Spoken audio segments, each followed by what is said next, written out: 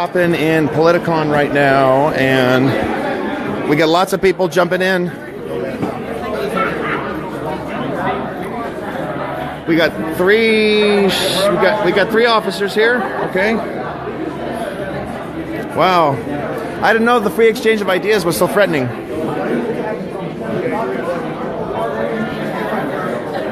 Oh, look at him rock! Way to go.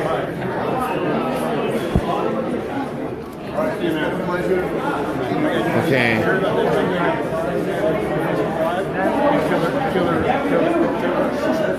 Wow.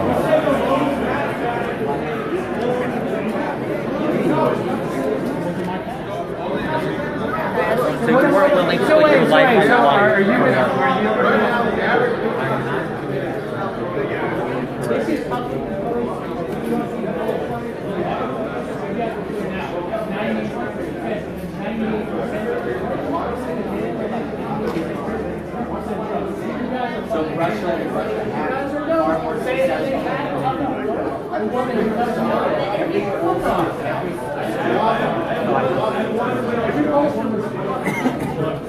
Hey, justice.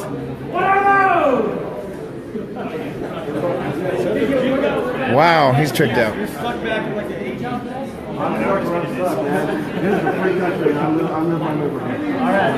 True. You're running for president, buddy, or what? Yes, sir. Okay, great. Yeah, absolutely. And the party is what? Freedom? Democrat. You're a Democrat? Oh, okay. Sorry if I'm in your way. Thank you. You got a cool one on the front too. Absolutely. Yes, sir. Okay. I'm an author. I'm on Amazon. Got it. All right. Well, will you wear that at the inauguration? At the inauguration, that would be inappropriate, but I'm going to wear it throughout my campaign. Okay. Yeah, so absolutely. you'll wear a suit? All right. I've designed a suit, actually. I've designed a totally different suit that nobody's ever seen before. Totally Fair professional, enough. totally tailored to mine. So you're running as a Democrat? Yes, sir. Okay, so I'm running as American. I just happen to have to sign up for a party. Okay, you don't have to, actually. You could just run as a no party. Yeah, but I'd like to win. Okay, so you feel as a Democrat you'd win? Absolutely. Why? Because I believe that between the two party systems, I align better with Democrats than I do with Republicans. How are you going to win as a Democrat? How am I going to win this? Because, I mean, the Democratic brand is in really bad shape right now. Well, exactly. That means that the Democratic brand needs some leadership. Okay. Right now, there are two major factions of the Democratic brand. You've got the Bernie factor, and you've got the moderates more like me. Now, to me... They're moderate? Really? Well, I'm moderate. Okay. I said the moderates more like me.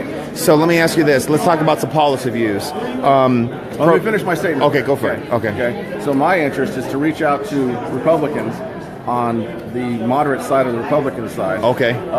I'm not going after the Bernie people. Bernie people can kiss my ass. And I'll say that. Okay. I'll say that for the record. Bernie people can kiss my ass. So Harry Whitfield says to the Bernie supporters, kiss my ass. Absolutely. Okay. Real basic reason for that. If I move towards the left, I see the center. If I see the center, I give up the nation. The nation has to be united. If we don't unite this nation, we have way bigger problems than whether or not we have health care.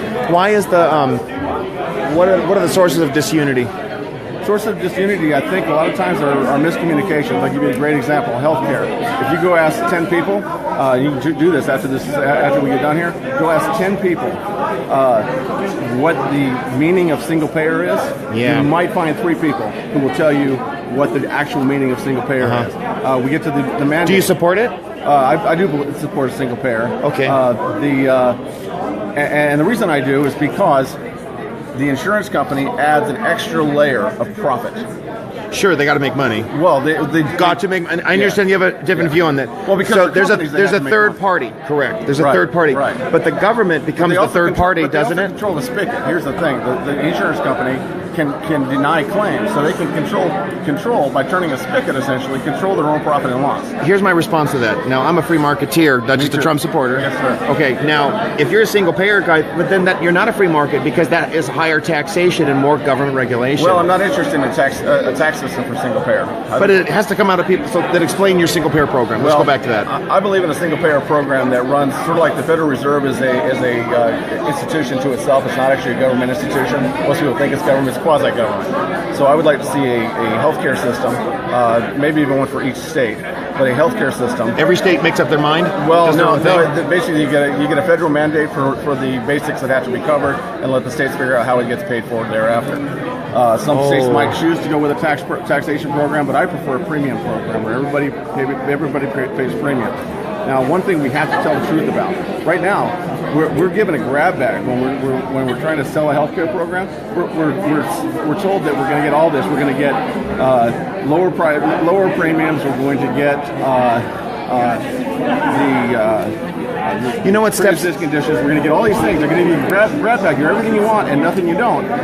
Discounting the fact that over the next 15 years, 76 million people are going to be retiring and needing more health care. As people reach retirement age, they need more health care. So I agree. Health care's going up.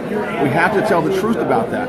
Well, so it's going to cost what it's going to cost. Well, here's my response to that. That's what the premiums are based on. Okay, when you're talking about government operations taking over and dispersing the funding, because that's what single payer comes to, doesn't it? Well, it doesn't. It can or it can't. It could be a quasi-government. It could be a private entity, just like the Federal Reserve is a private entity. No, it's not. Oh my gosh, no. The Federal Reserve is absolutely a private entity. Look it up online. Okay, well, I'll follow up on that. Look up on their website. Their website will tell you. Oh, brother.